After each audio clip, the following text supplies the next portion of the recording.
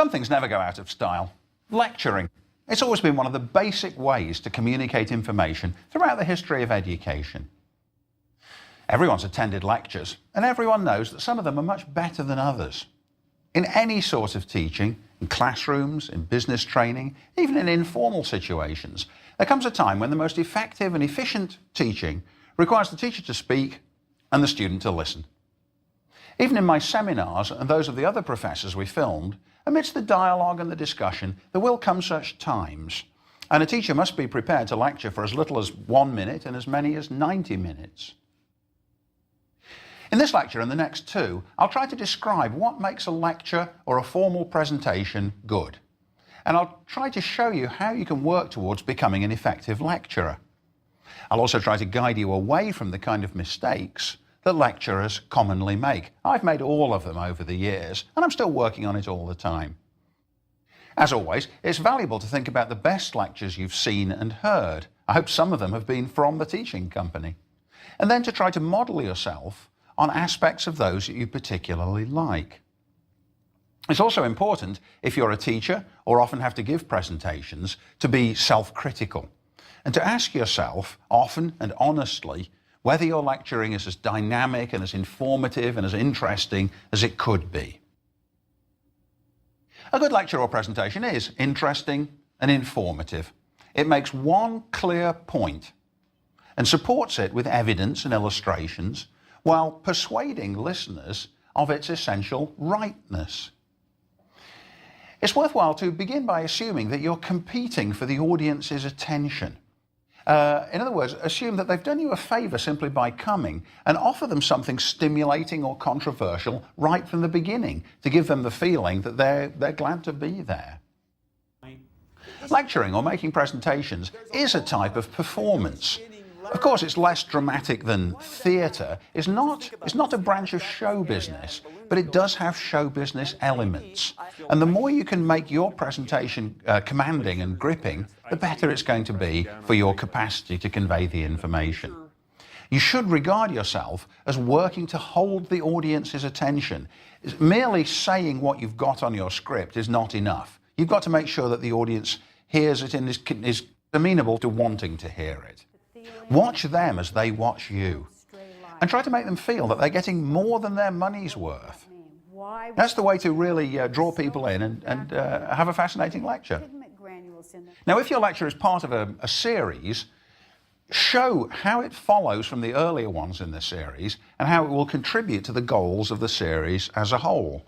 Here we are now, for example, in this teaching company series on the art of teaching, we've reached lecture 7. So I can say, having explained how to plan a course, how to begin it, how to think about the students and the appropriate student-teacher relationship, I'm now in a position to go on into more detail about effective lecturing, which is central to being a good teacher. I'm explaining where we've come from, where we're going, and what we're doing now in this element of the course. Now here's a great challenge, but nevertheless something that's necessary. Don't read your lecture or your presentation. Hardly anybody can read aloud well enough to hold an audience's attention for more than a minute or two. Charles Dickens could do it, and he went on electrifying reading tours of the United States. But that was 150 years ago, in the days before there were any kind of media distractions, and he was already so famous that people would come to see him just because he was Charles Dickens. Much more recently, I saw Lady Antonia Fraser do it. She came to Emory, where I work, to read from her book on the 6 Wives of Henry VIII. But she was one in a million. Hardly anybody can read well enough to keep the audience's attention. Reading tends to deaden the emotions and to level out the contrasts in the words. And it's always worth bearing in mind that written and spoken English are very different, and that lectures are spoken. Listen to a few minutes now of a conversation that I had with Professor John Hale at the University of Louisville. He's got some very well-developed and highly self-conscious ideas about lecturing, about his use of gestures, and about the importance of eye contact. How do you connect with the audience? How do you know you're getting through to them? And how can you read them as they're listening to you? I began my lecturing career when I was fresh out of graduate school with little sheafs of notes in front of me, and I would continually gravitate back to the podium and check the next little 3x5 card. And every time I looked up, I realized I was losing somebody. And so I learned that simple, if you want to call it a gesture, of eye contact with somebody in the class and moving around all the time keeps me in motion. We do naturally use our hands, our whole bodies to explain things. For whatever reason, whether it was natural causes that the mastodons and mammoths went extinct or whether the people themselves wiped them out and then moved on, a new dawn arises in which the only big game around here are white-tailed deer. But I think the best way is just to get over feeling that it's anything but a conversation. Even if you're lecturing to 500 people, it still needs to feel like a conversation. And I think if you can work your way into that position, the gestures come very naturally. Now, when you're lecturing, especially for a long time, do you have ways of making sure that you maintain the student's attention over the long run? It's mainly the eye contact. When I would look away to study notes, every time I looked back, I realized, well, they were sending me signals. We study body language, kinesics in anthropology. There's a sure sign you're losing people if their feet start to point toward the door. They are ready to get up and go. And I began to see all those angled feet and legs. And it was very hard to get them back. And so the eye contact, the relentlessness, not looking at notes, not pausing, making sure that every part of the lecture hooked to the next bit, so there weren't seams and gaps. White-tailed deer came into their glory then around 8000 BC. Do you actually memorize each lecture before you deliver it? Some of you may be thinking about what I finally was able to do was to feel that I had memorized the sequence of important things to talk about. I think of them as beads on a string, and I can remember what are the anywhere from 3 to 7 sequence of things. Encapsulated within each of those beads is a narrative for that, a person's career in archaeology or a special discovery, a site, an artifact, a new technique. I know the sequence I'm going to run through. That I've memorized. It was very, very interesting to watch Professor Hale at work. Throughout the entire lecture, as I sat there, he never referred in any way to notes. Now, obviously, not everyone can do that. Not only the most experienced can be that confident. And when you're learning, you should have notes with you to help you along, because sometimes anxiety causes you to forget what you were going to say next. But there's no doubt that his method is the ideal one. If you don't have notes, you can constantly monitor your students' reactions and their degree of attentiveness. And as Dr. Hale said, it sounds more like a conversation that way, which is much, much easier to listen to and to understand than the reading of formal prose. You should vary your sentence length. You should use active verbs. Short sentences are very powerful. Think about this. The cause of the war? German aggression. It sounds aggressive, doesn't it? The very shortness of the sentences emphasizes the point you're trying to make. So be aware, particularly if you start out with a written version and then move away to lecturing more broadly, to keep the sentence lengths varied. Teach yourself also to be aware of your tone of voice. Be attentive to variations in volume and what gestures you're making. Make sure that the gestures are appropriate. All these kinds of factors, you need to be thinking about them, and they'll all contribute to holding your audience's attention if you do them right. You need to communicate to your audience this idea. There's no place I'd rather be right now than right here, talking about this topic with you. As I mentioned earlier, nearly everyone, even jaded teenagers, finds it difficult to resist enthusiasm in others. And if you do it convincingly, they'll begin to share the enthusiasm, even if they didn't really want to. Sharing their own enthusiasm for the subject really can be contagious. I think the most important thing for a teacher in order to engage his students is just being passionate about what they teach. I think when the teacher really shows that they're passionate about the material and that they're interested in having their students learn it, I think that definitely makes you want to become more involved with the class, even if it's not necessarily a topic that you like. I would say enthusiasm is the #1 criteria. You know whether you like a class based on how enthusiastic the teacher is. In my own classroom, I get carried away by the oddest topics, but I usually manage to convey the idea of how interesting they are, or how interesting they might be. This excerpt is from a discussion or seminar class, which is why I'm sitting down, but I often give little miniature lectures along the way to clarify necessary points. On this occasion, I'm with my group of freshmen, and we're studying Fisher Ames's funeral oration on George Washington on the occasion of Washington's funeral in 1799. And I'm reminding the students in a little mini lecture of how surprising the outcome of the Revolutionary War was to the generation that lived through it. I'm sure you all realise this, but you need to think about it all over again. Nothing could have been less likely than that the Americans were going to win the Revolutionary War. Yeah, have you all really thought your way into that? In 1775, overwhelmingly the strongest military power in the world was Britain. Overwhelmingly. And as Ames says, well, who were the Americans? This scattered huddle of colonists. I mean, obviously he exaggerates the idea that they're barbarians living in the woods, but the disparity of forces was immense. Everybody in Britain thought, well, it won't be long, will it? We'll hammer them flat. And the weird development of the war was that the British kept on not winning. And it was Washington's refusal to engage which contributes to that. A combination of that plus, as Bo said, the guerrilla warfare, particularly in the South. Yeah? Suddenly not fighting is what's most important. The British lose if they don't win, and the Americans win if they don't lose. Yeah? And in the end, they managed it. But it's an incredible surprise. Now, again, one of the things you always got to do when you're studying history is get back into the frame of mind of people who didn't know what was going to happen next. Just because certain things did happen didn't mean that they were bound to happen. You know, it could have gone different ways. And Ames, of course, lived through all this himself. He's close enough to have seen it and to have a vivid memory of the days in 77 and 78 when it must have seemed almost impossible that they were going to win. Nothing matters more in the giving of a good lecture than your passion and commitment to the subject. Nothing else at all. Not your mood, not the events of the day, not whatever else is happening in your everyday life.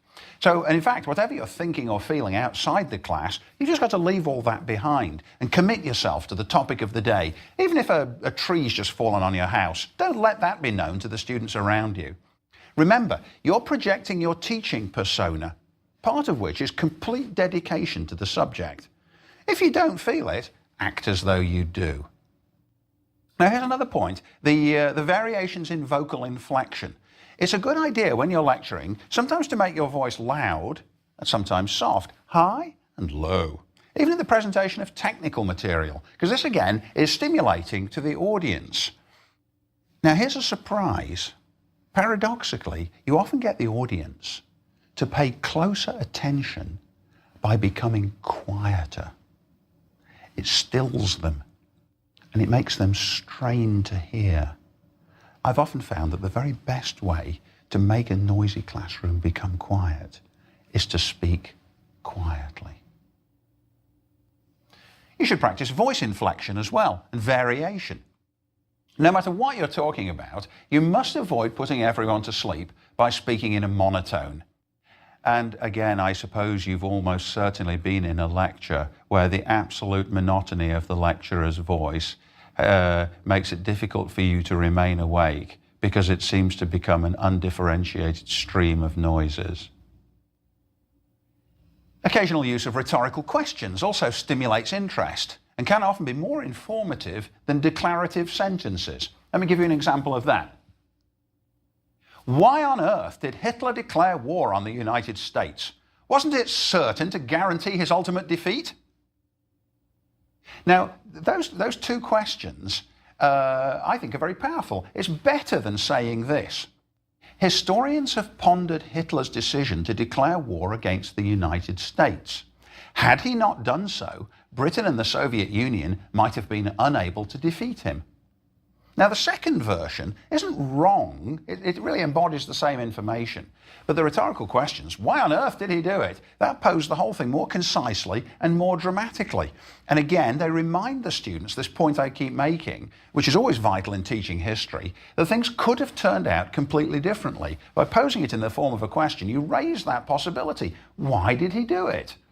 Again, as I've mentioned, the fact that he did do it makes everyone feel after the fact that it was bound to happen, but it wasn't. And this is a way of getting your audience back into the flow of historical time.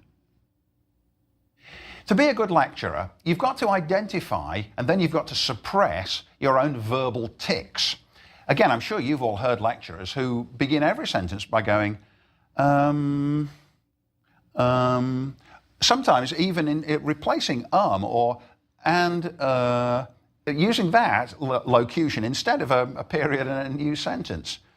Or the use of you know, or sort of, or like. In fact, like itself really should be the subject of an entire lecture in this course. It's become a plague in contemporary America. Many young people seem unable to say to speak a complete sentence without the regular use of the word like. I saw a very effective cartoon recently which shows two businessmen leaning against a bar, and one of them says to the other, "I wonder how she knew that I was having an affair with a college girl." That cartoon embodied a great deal of wisdom, I think. Makes you sound careless and indecisive. You know often means that you don't know. Very often, people who don't know something resort to the phrase you know in the hope that their meaning will be implicit, even when it isn't.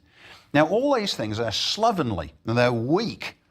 They hinder your ability to project purposefulness and confidence. And of course, they have the effect of making your lecturing less persuasive.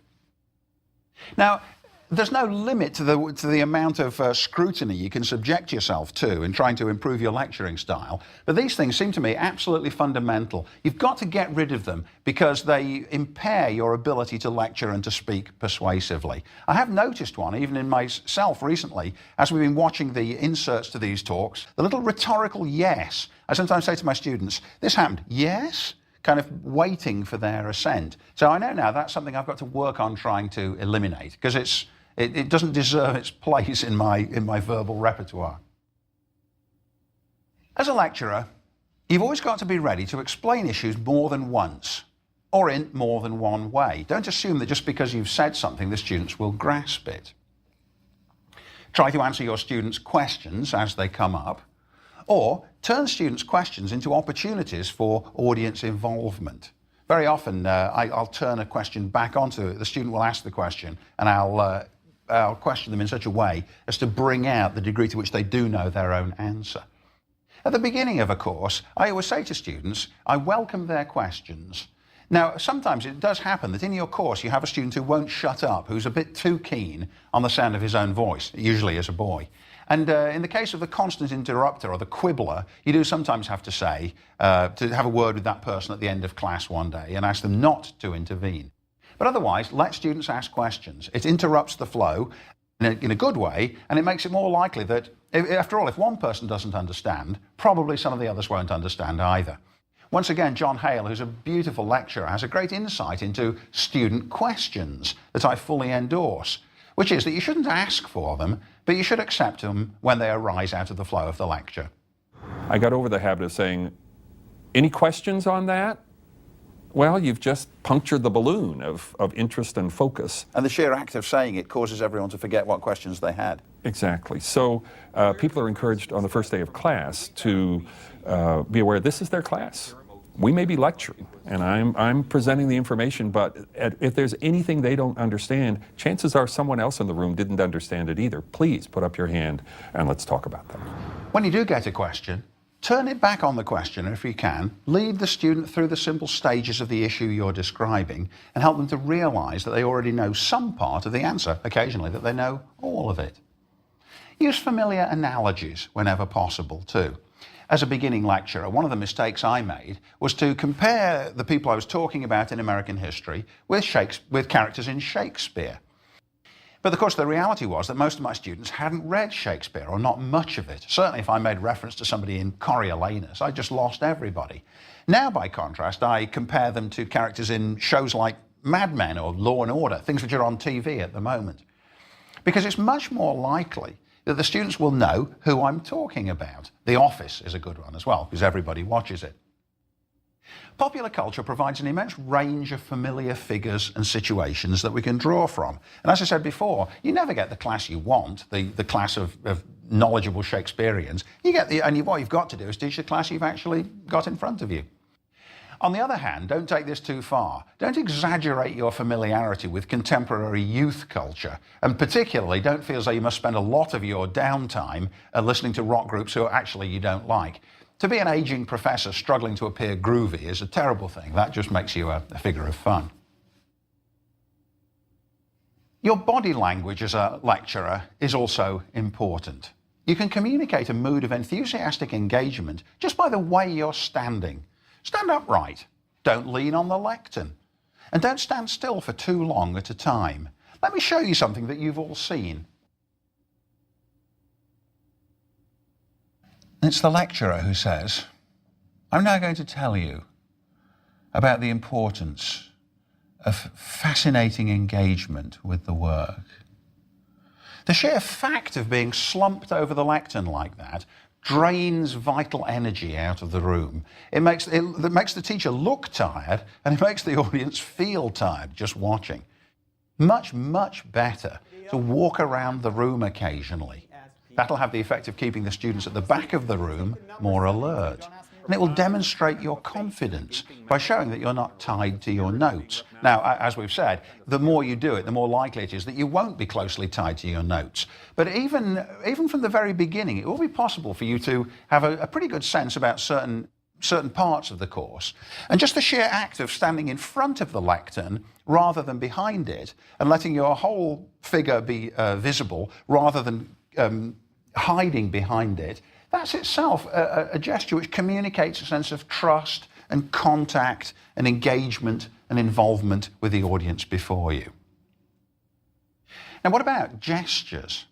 You should use hand gestures, but you should use them fairly economically for best effect. You've got to avoid repetitive arm waving. And that's harder than it sounds. Because you're nervous when you first begin lecturing, because it's a terrifying thing to be the one person facing this way when everyone else is facing that way, your body tends to do things that you're not even aware of. Let me give you a couple of examples from my past. One of the things I used to do a lot when I began lecturing was swaying. I'd go like this. I don't know why, but somehow as I began to speak, I began to sway. Now, luckily, Mrs. Allett saw this, and she at once reminded me of that song, "What Shall We Do with the Drunken Sailor?" And that brought that misstep to an end. I also had the habit of kind of folding my left hand back on my shoulder and speaking like this. But of course, it's a little bit difficult to sound sincere on any subject when you're doing a gesture which everybody notices as being strange. I've seen lecturers who are holding their heads on like that. And in all sorts of ways, your body's going to do things almost without you knowing it. And just as you've got to be self-conscious about your use of language, so you've got to be self-conscious about your wayward body parts. Ask yourself, why am I swaying? Why am I using that repetitive gesture with my thumb? If you're aware of gesturing too much, it's very worthwhile to do the no gesture talk. To simply stand for a bit, perhaps with your hands crossed behind your back, and see whether, if necessary, you can give a talk without being dependent upon the hand gestures. I'm certainly not saying you should do it all the time, because when done right, they can be very, very useful in amplifying your remarks, but now and again, it's very much worthwhile. Dramatic silences.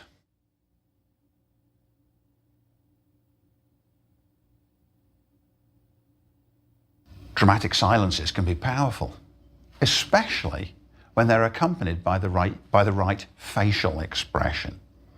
It's often a good point when if in lecturing you are talking about some dramatic process, again in history it's easy to do that, you come to an exciting moment. Will Napoleon win? Will the king live? And then you have a dramatic silence.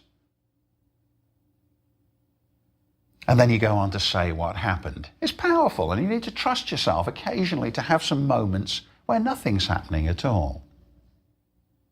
Now, as more and more people have researched into what makes teaching effective, the consensus of the research has been very strong. To have lectures solely being the teacher talking is difficult for the students. It's difficult for the students to continue concentrating fully. Some element of interactivity is highly desirable. Professor Pollock of the people we met in the fall of 2009 taught by far the biggest classes, several hundred in his big physics classes at Colorado. Here's how he talks about getting some interactivity in a really big lecture class. It's very easy to be passive and anonymous in a large lecture hall. You can feel like this class is not personal and it's not about you. And so part of the first class in a large room is to try to hear voices from all over the room. And I will split the class up into pairs or triples and have them talk to each other so that everybody in the room recognizes that they have to participate. How about the beam of electrons? What's the story there? Yeah, so they shoot from the opposite direction. I'm carefully watching so that if somebody is sitting with arms folded, typically in the back of the room, I can meander towards the back of the room and get them involved. So these are challenges that you have in a large lecture hall that you wouldn't have with 20 people. And it is more anonymous. I use some technology. I typically will use clickers in order to get the students to be able to give me feedback. And so there's a little bit of training involved at the beginning in the large lecture class, especially about what is the game that we're playing here? How am I supposed to engage? Am I supposed to just know the right answer? And so I'm trying to establish in this large room sort of the rules of engagement, that people are participating, that they should be asking questions. I think Professor Pollack demonstrates conclusively that there are always ways of creating at least some interactivity, no matter how large the class. Of course, if you're one of 300, it's relatively more scary to be asked, but you can respond and you can get used to being asked.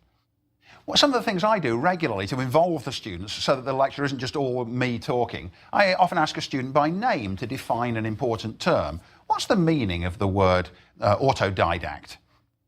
I often ask a student to come up and draw a sketch map on the board. If I'm going to be talking about something that happened in Florida, I ask for a simple sketch of Florida, and the student spends a minute doing that. We do a lot of role playing as well. It's a good idea, I think, if you're teaching Shakespeare, to say to one student, right, you can role play Julius Caesar and you can role play Brutus. Each of you must now justify the actions you're taking. Why are you doing it? Now, very often with things like sketches on the board and role-playing, the students don't make a particularly good job of it. But the sheer fact of being asked draws the students in. It often provides them with a few moments of light relief. And it breaks up the monotony of one-way lecturing, which even the most dynamic lecturer is occasionally going to induce in the audience. Another important rule to impose on yourself is not to exceed your time limit. Be sure, always, that you have enough time to make your conclusion, and that as the end of the lecture approaches, you're not hurrying to get it finished within the allotted time. This is related closer to the point I made earlier about the importance of not cramming too much material into the lecture, because the chances are that if you do, you'll then find yourself hurrying. Don't overfill it to cover everything. It's better to leave some lesser things out than to try to squeeze it all in and then to rush. Now, it's also very useful indeed to videotape your presentations and lectures regularly. Watch yourself lecturing. It's very easy and inexpensive to do that these days. In that way, you can identify your vocal tics and your repetitive gestures, and you can work to remove them to make yourself a better public speaker. Teachers often shrink from being filmed because they're afraid of what they'll see, or they'll find it embarrassing. Often it is embarrassing. But this is an area, surely, where ignorance is not bliss. It's better to know the painful truth, because then you can work on it and change it and make yourself better. Incidentally, for me, one of the many benefits of working with the teaching company over the last few years is of having the opportunity to see myself lecturing again and again and to work on correcting the parts of it that I don't like. There are plenty of them, but bit by bit, I think and believe that I've worked to get rid of the most annoying characteristics. We all have mannerisms, and getting rid of one set often entails adopting another. It isn't as though you can have no mannerisms at all. That would be completely inhuman. And so what you must do is make sure that your mannerisms work for you, not against you, and that they're not unintentionally comical, as this one was. Just the same as with the gestures. I've got a range of facial gestures, and again, I use them entirely self-consciously. They're halfway to the kind of thing a mime might do, but they convey the necessary mood. Surprise, just a moment of doing the surprise, or aggression, or complacency. It tells the students a lot. It instantly gives them the feeling, very, very quickly, of the appropriate mood that a historical character felt, or that I feel in response to what they've said.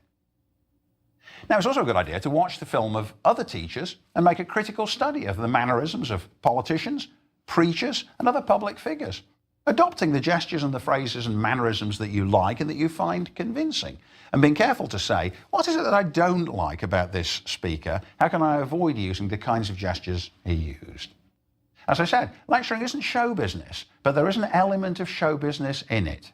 And there's no harm in knowing as much and learning how to do it as effectively as you possibly can.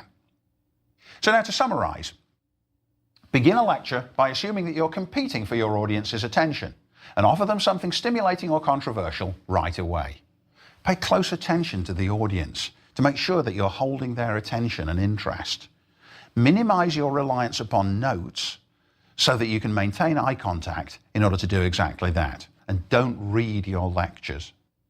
If you're giving a series of lectures, notice how one follows logically from its predecessors, how it establishes links to the next ones in the series, how the material is being built and developed.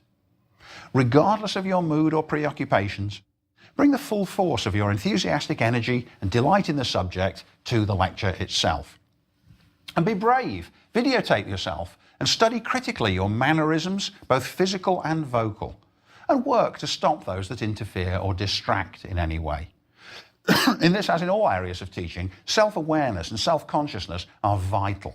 Learn to be aware of all aspects of your presentation, how you look, how you sound, how you move, and what kind of impression you're making on the audience. And let me say again that the lessons in this lecture apply to every teaching situation, whether you're training a group of co-workers, giving a presentation to a board of directors, or even homeschooling your child. If you're not engaging, your teaching won't succeed. Your objective with every lecture or presentation is to make the audience members glad that they were there and to make them feel that they not only learned something, but that they enjoyed themselves while they were doing it. In the next lecture, I'm going to move on now to the special benefits and hazards of using PowerPoint as part of your lecturing repertoire.